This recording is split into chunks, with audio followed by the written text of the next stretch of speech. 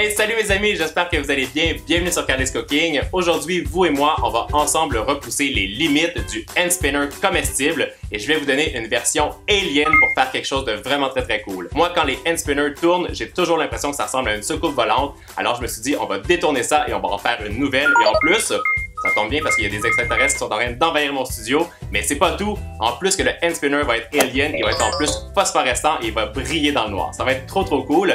Mais avant de commencer la recette, je vous invite aujourd'hui à vous abonner à mon compte Instagram. Je vous ai mis le lien ici et dans le descriptif parce qu'à chaque fois que je mets une nouvelle vidéo en ligne, je vais mettre le lien direct dans ma story Insta et puis comme ça, vous allez pouvoir voir la vidéo en avant-première. Allez, c'est pas trop cool ça?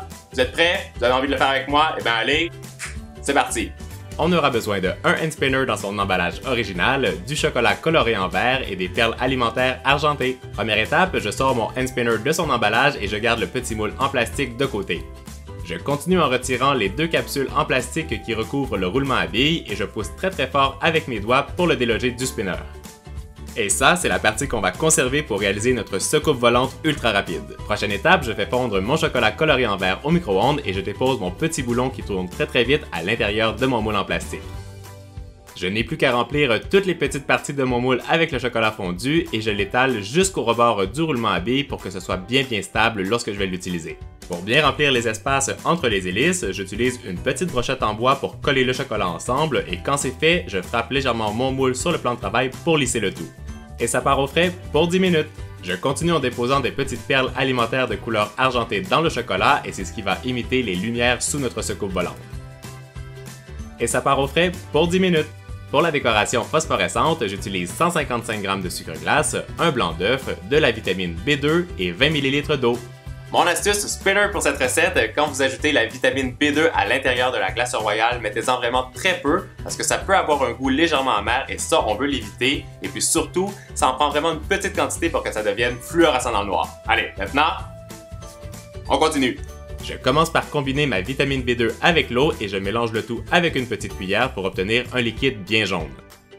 Je continue en fouettant légèrement mon blanc d'œuf avec un fouet et quand la préparation est mousseuse, j'ajoute la moitié de mon sucre glace. Quand c'est bien homogène, j'ajoute le reste du sucre glace et je fouette à nouveau.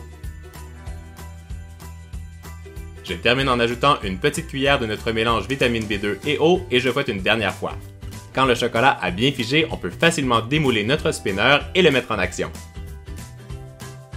Dernière étape, je viens décorer les hélices en réalisant une spirale tout autour du roulement à billes avec notre glaceur royale pour créer un mouvement hypnotique quand ça va tourner. Mon dernier petit conseil, laissez bien sécher le glaçage sur le dessus du spinner avant de le mettre en action et maintenant je vous laisse regarder le résultat sous la lumière ultraviolette.